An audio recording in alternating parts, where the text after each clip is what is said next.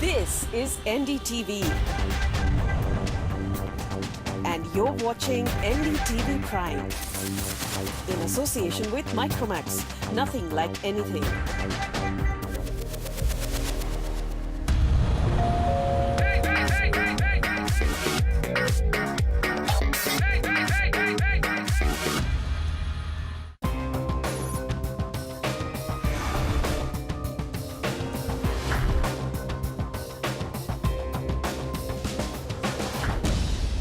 Property बाजार में निवेश की सटीक सलाह के साथ पेश है आपका पसंदीदा शो प्रॉपर्टी इंडिया। हमारे रियल एस्टेट एक्सपर्ट्स के साथ जानिए कहां आपके बजट में मिल रही है सही प्रॉपर्टी और कहां पर निवेश आपका पैसा कर देगा दुगना। आपके सवालों के जवाबों और रियल एस्टेट की हर बड़ी खबर के साथ मौजूद हैं हम। नमस्कार, मैं हूं अंजलि इस्तेवाल। इसके अलावा अगर आप प्रॉपर्टी पर और ज़्यादा जानकारी चाहते हैं तो आप हमारी वेबसाइट ndtv.com/property पर जा सकते हैं। चलिए एक नजर डाल लेते हैं कि आज क्या क्या है खास। बड़ी ब्रोकर कंपनियों के आने से खरीदारों की क्या ज्यादा मुसीबत। बिना किसी कड़े नियम के मनमानी करने के बाद भी साफ बच निकलते हैं ब्रोकर। दुकान और मकान से जुड़े अपने कानूनी मसलों का हल जानिए। और मुंबई के खारघर बाजार का लेंगे एक जायजा।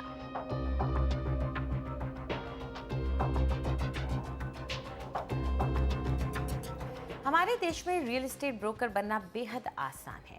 खुद इस कारोबार से जुड़े लोग मानते हैं कि इस बिजनेस को शुरू करने के लिए चाहिए बस 100 स्क्वायर फुट का एक दफ्तर। इस दफ्तर में एक मेज और कुर्सी लगाएं और बस हो गया काम शुरू। ऐसे में डील में गड़बड़ी होने पर जब ब्रोकर खरीदारों के फ़ोन उठाना बंद कर देते हैं तो इसमें कोई हैरानी की बात नहीं है। आखिर इस सेक्टर पर किसी तरह का अंकुश जो नहीं है। वसुधा शर्मा की एक खास रिपोर्ट। बहुराष्ट्रीय कंपनी में काम करने वाले 29 साल के वरुण आनंद अपनी उम्र के दूसरे लोगों की तरह ही हैं। अपने छोटे से परिवार के लिए वो अच्छी प्रॉपर्टी में निवेश करके ज्यादा से ज्यादा मुनाफा कमाना चाहते हैं। यही सोचकर उन्होंने प्रॉपर्टी बाजार में निवेश किया, लेकिन धोखा खा गए। धोखा देने वाला बिल्डर नहीं बल्कि फ्लैट बेचने वाला ब्रोकर था। ब्रोकर्स में नेटएम्बिट, जो मेरा एक्सपीरियंस बिल्कुल अच्छा नहीं रहा उनके साथ। उन्होंने जो भी प्रॉमिसेस, जो भी वादे किए थे दैट वो एक डिस्काउंट देंगे, जो सर्विस देंगे, जो कांटेक्ट में रहेंगे, आगे कभी कोई दिक्कत होती है, कोई भी उन्होंने प्रॉमिस फुलफिल नहीं किया, कोई भी उन्होंने वादा निभाया नहीं। इनको भरोसा दिलाया गया था कि 30% भुगतान के बाद छूट मिलेगी। बाद में इसे बढ़ाकर 60% कर दिया गया। अब वो 90% भुगतान कर चुके हैं, लेकिन छूट अब भी वादा ही है। इन्होंने नेटएम्बिट को बार बार ईमेल्स और फोन के जरिए अपनी रियायत की मांग की, लेकिन नतीजा कुछ भी नहीं निकला। अभी शादी हुई है, पेरेंट्स को सपोर्ट कर रहा हूँ। कई चीज़ें कर सकता था उस लाख रुपए से। लाख रुपए middle class, lower middle class के लिए कोई छोटी बात नहीं होती, बहुत बड़ी चीज़ होती है। वरुण अकेले नहीं है जिनका दावा है कि उन्हें नेटएम्बिट ने धोखा दिया।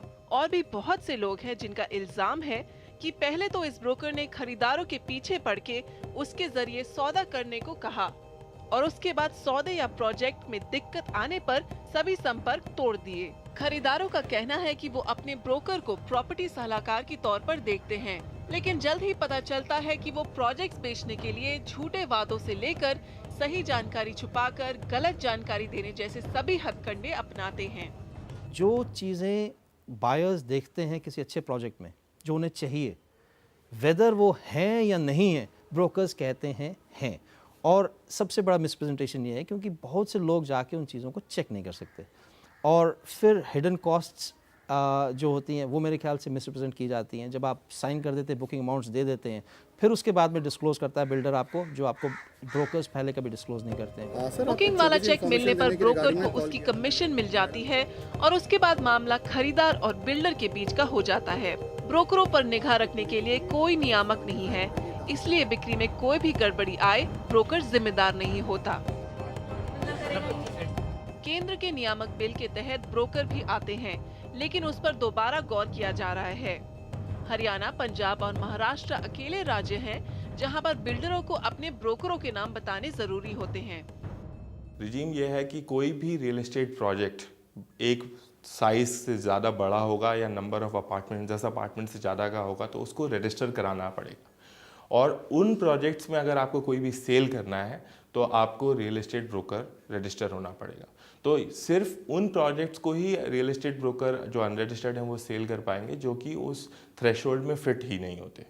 इनफैक्ट अभी जो राज्यसभा का स्टैंडिंग कमेटी के डायरेक्शंस आए हैं, जो उनके कमेंट्स आए हैं, अगर वो फुली इनकॉर्पोरेट हुए तो हो सकता है ये लैकुना भी फुलफिल भी प्लग इन हो जाए। भारत में प्रॉपर्टी कारोबार साख पर चलता है। इस बात को पहचानते हुए नामी ब्रोकर इन्वेस्टर्स क्लिनिक ने अपनी कस्टमर केयर टीम बनाई है जो कब्जा मिलने तक खरीदारों की मदद करती है। हमारी महीने में करीब 50 से 60 हज़ार कॉल्स होती हैं। एक एक कॉल हमारे सिस्टम पर रिकॉर्डेड है। हम पिछले 3 साल पहले की जाके कॉल भी अपनी ट्रैक कर सकते हैं अगर कोई क्लाइंट आके हमारे को कंप्लेंट करता है कि हमने कोई मिसकमिटमेंट की थी। थर्ड, जब कोई बुकिंग आ जाती है, राइट, उस बुकिंग को उसका चेक बैंक होने से पहले एक KYC कॉल की जाती है। क्या हमारे सेल्स के लोगों ने ये तो कमिटमेंट नहीं दिया हम 1 साल बाद आपका बेच देंगे, एक्सेट्रा एक्सेट्रा। और जब वो KYC क्लियर हो जाती है तभी वो बुकिंग डेवलपर के पास जाती है। रियल एस्टेट उद्योग को अनुशालित करने के लिए बिल्डर ही नहीं ब्रोकर को भी नियामक के तहत लाना जरूरी है। ये तभी मुमकिन है जब भारत में भी विदेशों की तरह ब्रोकरों की पेशेवर सर्टिफिकेशन हो। कैमरा पर्सन सुमित योगम के साथ वसुधा शर्मा, NDTV। तो इस पूरे मुद्दे पर चर्चा करने के लिए आज हमारे साथ स्टूडियो में मौजूद हैं मुनीश उपाध्याय, जो कि पार्टनर हैं SNG and partners advocates and solicitors के, और साथ में हैं ध्रुव अग्रवाला, जो कि को-फाउंडर हैं proptiger.com के। आप दोनों का हमारे साथ जुड़ने के लिए शुक्रिया। तो ध्रुव, शुरुआत आपसे करते हैं क्योंकि यहाँ ब्रोकर्स पे ही की ही बात हो रही है और उन्हीं के साथ जिन लोगों को परेशानी हुई है वो सामने उजागर किया जा रहा है। आप क्या मानते हैं कि रियल एस्टेट ब्रोकर्स का जो सेक्टर है आज की डेट में, क्या उसको और ऑर्गेनाइज्ड करने की ज़रूरत है, क्योंकि कस्टमर्स जो हैं वो अब थोड़े तंग आ गए हैं? देखिए, हर एक इंडस्ट्री में लोग होते हैं जो काम कभी कभी ठीक तरह से नहीं करते हैं और उनके वजह से जो इंडस्ट्री में बाकी लोग हैं उनका भी नाम ख़राब होता है। रियल एस्टेट ब्रोकरेज में मैं मानता हूँ कि ये इंडस्ट्री में क्योंकि अभी अनऑर्गेनाइज्ड है और रेगुलेशन नहीं है, ब्रोकर्स की कोई ज़रूरत नहीं है कि उनको ट्रेनिंग लेनी पड़े जैसे इंश्योरेंस में ज़रूरत होती है, तो प्रॉब्लम थोड़ी ज़्यादा है। मेरे हिसाब से जब real estate regulatory bill pass होगा उसमें जो रिक्वायरमेंट हैं कि ब्रोकर्स को रजिस्टर करना पड़ेगा जब प्रॉपर्टी कोई बिकती है, उससे ट्रांसपेरेंसी ज़्यादा बढ़ेगी और ब्रोकर्स भी ट्रांसपेरेंसी की तरफ बढ़ेंगे क्योंकि उनकी अकाउंटेबिलिटी भी ज़्यादा बढ़ेगी। जी मुनीश, हमने देखा कि एक क्रेडिट नोट के बेसिस पे डिस्काउंट्स के वादे कर दिए जाते हैं, कई और चीज़ों के वादे कर दिए जाते हैं, लेकिन अगर हम लीगली बात करें तो हम दर्शकों को ये बताना चाहेंगे आखिर इस क्रेडिट नोट का क्या लीगल स्टैंडिंग है? देखिए, ऐसा ये क्रेडिट नोट का जो पूरा कॉन्सेप्ट है ये ब्रोकर्स और बिल्डर्स का चलाया हुआ है। पहले तो इसमें जो इन्वेस्टर है या जो यूज़र है उसको अगर कोई क्रेडिट नोट या डिस्काउंट लेना है तो उसको डायरेक्टली डेवलपर से बात ज़रूर करनी चाहिए। ब्रोकर्स के सिर्फ वादों के ऊपर उसको इन्वेस्टमेंट नहीं करनी चाहिए, क्योंकि ब्रोकर बहुत सी ऐसी चीज़ें हैं जो जिनकी जानकारी वो बायर को नहीं देते हैं। क्रेडिट नोट का आपसे वादा कर देंगे और वो क्रेडिट नोट आएगा नहीं, उसको अपनी कमीशन मिल गई, उसके बाद उसका कोई मतलब नहीं है, वो आप उसको चेज़ करते रहेंगे। और क्रेडिट नोट दे भी दिया और फिर भी अगर आपको नहीं उसका कोई बेनिफिट मिला तो आपके पास सिर्फ एक कंज्यूमर कोर्ट जाने का तरीका बचता है, जिससे जो कि एक थोड़ा लॉन्ग टर्म वे है। तो मेरे हिसाब से इसमें जो भी निवेशक हैं उनको डेवलपर को कॉन्फिडेंस में लेना बहुत ज़रूरी है। ध्रुव, आप क्या मानते हैं क्रेडिट नोट, क्योंकि ये क्रेडिट नोट का जो सिस्टम है ये नॉर्थ के बाज़ार में ही ज़्यादा है, हम दिल्ली में देखते हैं कि बहुत ज़्यादा चल रहा है, आप क्या मानते हैं क्या ये क्रेडिट नोट का सिस्टम बंद किया जाना चाहिए या आप मानते हैं कि अगर इसे सही तरीके से चलाया जाए तो ठीक है? देखिए, जैसे आपने सही कहा कि ये सिस्टम ज़्यादा नॉर्थ में है जहाँ पे काफ़ी डिस्काउंट्स देते हैं डेवलपर्स और वो डिस्काउंट्स ब्रोकर्स के थ्रू दिया जाता है और तभी क्रेडिट नोट इशू किए जाते हैं कि जब पेमेंट आप कर देंगे सर्टन अमाउंट तक, जैसे कहीं कहीं 30% देने पे लोग बोलते हैं कि ब्रोकरेज रिलीज़ हो जाएगी, उसके बाद उस ब्रोकरेज से क्रेडिट नोट पे जो कमिटेड अमाउंट है वो वापस दिया जाएगा। ये नॉर्थ में ज़्यादा है, साउथ में जहाँ डिस्काउंटिंग कम होती है वहाँ पे ये सिस्टम है नहीं। तो मेरे हिसाब से अगर ये सिस्टम ठीक से चलाया जाए कि जहाँ सबसे पहले अगर डिस्काउंटिंग ही कम कर दी जाए इंडस्ट्री में और जो प्राइस है उसी पे बेचा जाए, क्लियर हो कि ब्रोकर को कितनी ब्रोकरेज मिलनी चाहिए, तो आई थिंक प्रॉब्लम काफ़ी हद तक सॉल्व हो सकती है। पर इंडस्ट्री में ये सिस्टम है कि कस्टमर्स भी डिस्काउंट मांगते हैं, डेवलपर्स भी देना चाहते हैं, डायरेक्टली नहीं देते हैं, इसीलिए क्रेडिट नोट का सिलसिला चला हुआ है। तो अगर कोई क्रेडिट नोट ले, उसको ज़रूर से क्रेडिट नोट पे जो टर्म्स लिखे हुए हैं वो समझना ज़रूरी है कि कब उन्हें पैसा ये मिल सकता है। केवल 30% देने पे मिलेगा कि जब तक डेवलपर ब्रोकर को पैसे न दें तब तक नहीं मिलेगा। तो ये सब समझना बहुत ज़रूरी है। पर अगर सिस्टम ठीक से चलाया जाए, लोग ठीक से समझें कि क्या लिखा है क्रेडिट नोट पे, तो मुझे लगता नहीं है कि ये प्रॉब्लम इतनी होगी। मुनीश, लेकिन ये जो मिलता है क्रेडिट नोट, वो एक या तो लेटर हेड पे एक टाइप पेपर होता है, कुछ खास इसमें ऐसा नहीं है कि आप कह सकें कि ये कोई स्टैम्प पेपर पे लिख कर दे दी गई चीज़ है जिसको हम आगे जाकर कोर्ट में ले जा सकें। लेकिन क्या आप जैसे कह रहे हैं कंज्यूमर कोर्ट में जा सकते हैं, तो कंज्यूमर कोर्ट में ये एक स्ट्रॉन्ग एविडेंस बन पाता है आपका? डिपेंड करेगा, जैसे कि ध्रुव ने कहा कि टर्म्स एंड कंडीशंस को किस तरीके से प्रॉपरली कैप्चर किया गया है। क्या डेवलपर भी उस टर्म्स एंड कंडीशन को एग्री करता है, ब्रोकर भी उस टर्म्स एंड कंडीशन को एग्री करता है, और वो टर्म्स एंड कंडीशन क्या बायर ने ठीक तरीके से समझी हैं, उसके क्या राइट्स हैं उसके अंडर, वो सारी चीज़ें अगर ठीक से कैप्चर्ड हैं तो ज़रूर कंज्यूमर कोर्ट जा सकता है। जी ध्रुव, चलिए बात हम लोग यहाँ पे ब्रोकर्स की कर रहे हैं, तो सब यही जानना चाहते हैं कि जो छोटे ब्रोकर आ जाते हैं मार्केट में, तो ज़्यादा चांसेस बढ़ जाते हैं कि आपके साथ कुछ गलत हो जाए। तो आप क्या मानते हैं कि ब्रोकर्स के लिए, जैसे आपने कहा इंश्योरेंस एजेंट्स के लिए रजिस्ट्रेशन और उनकी ट्रेनिंग ज़रूरी होती है, वैसे क्या आप मानते हैं कि प्रॉपर्टी ब्रोकर्स के लिए भी ऐसा कुछ होना चाहिए? नहीं, मेरे हिसाब से ये बहुत ज़रूरी है, क्योंकि हमने ये देखा है कि जब से IRDA आया, जब बनी, और उसके बाद से रिक्वायरमेंट्स बनी कि एजेंट्स और ब्रोकर्स की ट्रेनिंग ज़रूरी है, तो उससे काफ़ी कम इंसिडेंट्स हुए हैं मिस सेलिंग के, काफ़ी कम हुआ है। क्योंकि ट्रेनिंग में ये भी बताया जाता है कि अब किस तरीके से आपको बेचना चाहिए, क्या आपको बोलना चाहिए, क्या नहीं बोलना चाहिए, क्या जो आप कह रहे हैं वो सही है या गलत है। तो अभी मेरे हिसाब से क्योंकि ट्रेनिंग बिल्कुल नहीं है, लोगों को ये भी समझ नहीं है कि जो वो कह रहे हैं बेचने के लिए वो सही है या गलत है। तो अगर रेगुलेशन आएगा और ब्रोकर्स की ट्रेनिंग होगी तो मेरे हिसाब से काफ़ी हद तक ये सिचुएशन सॉल्व हो सकता है। यहाँ हमने ये भी देखा कि कई कंपनियां थी जिन्होंने खूब क्रेडिट नोट्स बांटे, और उनके जो सेल्स पर्सन थे, जो उनके ब्रोकर्स थे, वो फ़ोन्स पे बात करते थे और बाद में नंबर्स बदल गए सबके, और लोग फ़ोन करते रह जाते हैं लेकिन फ़ोन कोई उठाता नहीं है, कोई कनेक्ट नहीं कर पाते आप किसी से। तो ऐसे में आप क्या मानते हैं मुनीश, जब इंसान कोई डील कर रहा हो, कोई भी आप मकान खरीदते हुए डील कर रहा हो, तो किन बातों का ख्याल रखें? क्योंकि ब्रोकर के साथ आप कर रहे हैं, आप डायरेक्टली बिल्डर के पास नहीं गए हैं, तो अगर आप ब्रोकर के थ्रू डील कर रहे हैं तो किन बातों का ख्याल रखें? देखिए, चाहे आप सबसे बड़ा अहम मुद्दा तो रेगुलेटर के अपॉइंटमेंट का है, जो एक बहुत बड़ा होलिस्टिक मुद्दा है रियल एस्टेट इंडस्ट्री के लिए ही, बिल्कुल, जिसमें ब्रोकर का अपॉइंटमेंट, ब्रोकर का रजिस्ट्रेशन, उसकी क्रेडिबिलिटी डेफिनेटली टेस्ट की जानी चाहिए। लेकिन जो भी इन्वेस्टर, जो आपका सवाल है, जो भी इन्वेस्टर कोई अगर इन्वेस्टमेंट करना चाहता है, तो मैं उसको ज़रूर एडवाइस दूंगा कि सिर्फ ब्रोकर की राय पे मत जाइए। आप चाहे कितना भी बड़ा ब्रोकर क्यों ना हो, आप जिस डेवलपर से अल्टीमेटली प्रोडक्ट लेंगे उसकी लायबिलिटी, जिम्मेदारी सारी डेवलपर के ऊपर है। तो आपको खुद, चाहे उसमें थोड़े से पैसे आपको एक लॉयर या एक आर्किटेक्ट अपॉइंट करने में खर्च करने पड़े, लेकिन एक मकान की कीमत को देखते हुए आपको सारे पेपर्स की कंप्लीट ड्यू डिलिजेंस करने के बाद इन्वेस्टमेंट करनी चाहिए। ब्रोकर का काम सिर्फ इतना है कि वो आपको, जो मोस्टली अनरेगुलेटेड सेक्टर है, सब्ज बाग दिखा के आपको प्रोडक्ट बेच के आगे निकल जाएगा, उसकी जिम्मेदारी वहाँ तक ख़त्म हो जाती है।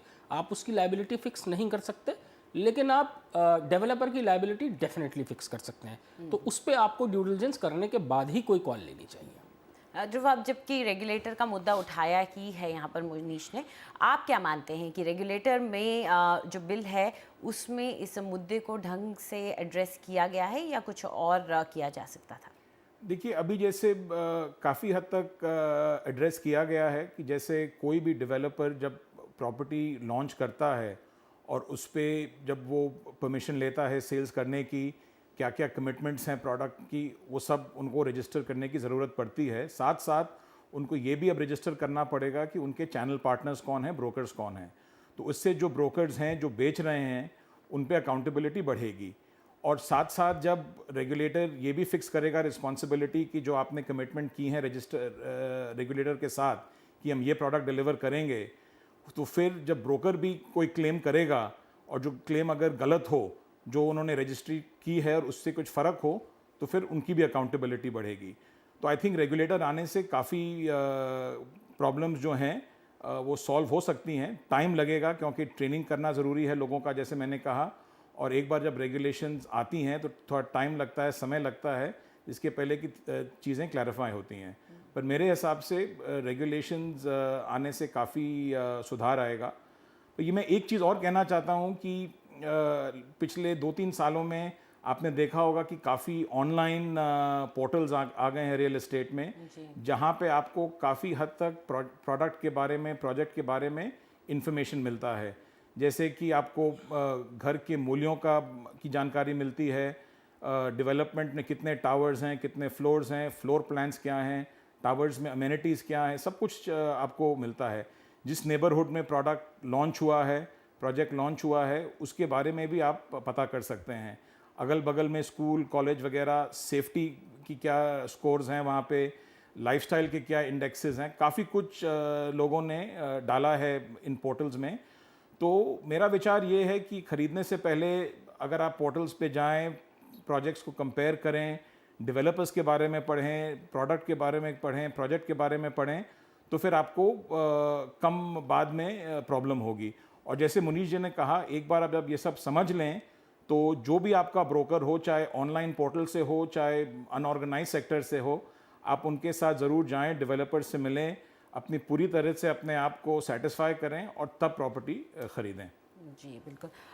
मुनीश, जो फ़िलहाल खाका है रेगुलेटर बिल का, उससे आप क्या इत्तेफाक रखते हैं कि खरीदारों के इंटरेस्ट को, चाहे वो सिर्फ ब्रोकर्स को लेकर के ही ना हो, लेकिन इस वक्त क्या वो खरीदारों के इंटरेस्ट को पूरा ख्याल में रखता है? मेरे ख्याल से उसमें कुछ इम्प्रूवमेंट्स के भी रिक्वायरमेंट्स हैं। पूरी तरीके से ख़रीदार के फेवर में ख्याल रखने वाला नहीं है। उसमें अगर कुछ अमेंडमेंट्स लाए जाएं और उस रेगुलेशन को अपॉइंट कर दिया जाए एंड रेगुलेटर का अपॉइंटमेंट हो जाए, तो फिर ब्रोकर ही नहीं, इस सेक्टर में बहुत आमूलचूल परिवर्तन हो सकते हैं। जी, कौन से पॉइंट्स हैं जिन पे आप सोचते हैं कि चेंजेस आने ज़रूरी हैं? देखिए, मुझे ऐसा लगता है कि जो ऑल एंड सन्ड्री ब्रोकर्स हैं, कि कोई भी आदमी आके डील मार्केट में लेके घूमता है, वो ना हो कि डेवलपर्स के कुछ चुनिंदा ब्रोकर्स रहें जिनका डेवलपर्स के साथ बैक टू बैक एग्रीमेंट्स हो, लायबिलिटी क्लॉजेज हों, कंज्यूमर क्लॉजेज हों, और वही चीज़ें आगे वो पास ऑन करें अल्टीमेट यूज़र के पास। तो पूरी जो क्लीनलीनेस है इस इंडस्ट्री के ऊपर, वो टॉप एंड से लेके बॉटम डाउन तक आ सकती है। वो काफ़ी हद तक संभव है कि उसको ठीक से लीगली कैप्चर करके रेगुलेटर का अपॉइंटमेंट करें और उसको एनफोर्स करें। जी, ध्रुव, आप क्या मानते हैं कि डेवलपर के साथ किस तरह का एसोसिएशन करके आप लोग एक बेहतर सर्विस और एक बेहतर से, मैं ज़्यादा कहूँगी कि एक ज़्यादा भरोसेमंद सर्विसेज जो ब्रोकर्स हैं वो यहाँ पे दे सकते हैं? आपका क्या मानना है इसमें पूरे? देखिए, सबसे पहले तो रिस्पॉन्सिबिलिटी ब्रोकर की ये है कि वो जिस डेवलपर के साथ काम करे, जो प्रोजेक्ट बेचे, उस पर पूरी अच्छी तरीके से जांच पड़ताल करे, ड्यू डिलिजेंस करे और तभी प्रोजेक्ट को बेचे। ये सबसे पहला पॉइंट है। दूसरा पॉइंट ये है कि जब वो डिसीजन ले कि ये प्रोजेक्ट को बेचना है, तो ठीक से समझे कि जो प्रोजेक्ट में डेवलपर कह रहा है कि कमिटमेंट है जो डिलीवरी करेंगे, चाहे जो लोडिंग रेशियो जैसे होता है कि carpet area to super built up area ratio, open spaces वगैरह वगैरह, वो सब चीज़ जो कमिट कर रहे हैं डेवलपर, उससे ज़्यादा कमिटमेंट नहीं करना चाहिए उनको। क्योंकि बहुत ज़रूरी है कि ब्रोकर ये समझे कि बेचने के लालच में, कमीशन के लालच में अगर वो कुछ ज़्यादा कुछ बोल जाए जो फिर डेवलपर नहीं फुलफ़िल करे, तो इससे फिर ब्रोकर को भी प्रॉब्लम होगी और डेवलपर को भी प्रॉब्लम होगी और कंज्यूमर को तो होएगी। तो मेरे हिसाब से अगर पहले डेवलपर पे ड्यू डिलिजेंस किया जाए कि हम सही प्रोजेक्ट बेच रहे हैं कि नहीं, फिर जो डेवलपर कह रहा है वो फेथफुली उसको कम्युनिकेट किया जाए कस्टमर को, और फिर मेरे हिसाब से कस्टमर को भी प्रॉब्लम नहीं होगी और किसी को भी इंडस्ट्री में प्रॉब्लम नहीं होगी। जी बिल्कुल। इस मुद्दे पर यही कहा जाएगा कि अगर आप खुद चौकन्ने रहते हैं और एक छोटे से डिस्काउंट, चलिए कभी छोटा नहीं कभी कभार बड़ा भी सही, लेकिन डिस्काउंट के चक्कर में अगर आपने उस वक्त गलती से गलत ब्रोकर चुन लिया, गलत बातों पर भरोसा कर लिया, तो उसका आगे जाके आपको नुकसान हो सकता है, नतीजा भुगतना पड़ सकता है। इसलिए जो डील करें वो उसी वक्त, अगर आप अपने जिस डेवलपर से ख़रीद रहे हैं अपना प्रोडक्ट उसके पास जाकर डील कर सकें, और अगर अपने ब्रोकर जिसके साथ काम कर रहे हैं उसको भी, उसका बैकग्राउंड चेक भी अच्छी तरह से करके फिर ही आगे बढ़े, तो आपके लिए बेहतर होगा। आप दोनों स्टूडियो में आए और इस पूरी चर्चा में आपने हमारा साथ दिया, इसके लिए बहुत बहुत शुक्रिया आपका। चलिए आगे बढ़ते हैं, वक्त है एक छोटे से ब्रेक का। ब्रेक के बाद नवी मुंबई के खारघर इलाके के प्रॉपर्टी बाजार पर डालेंगे हम एक नज़र।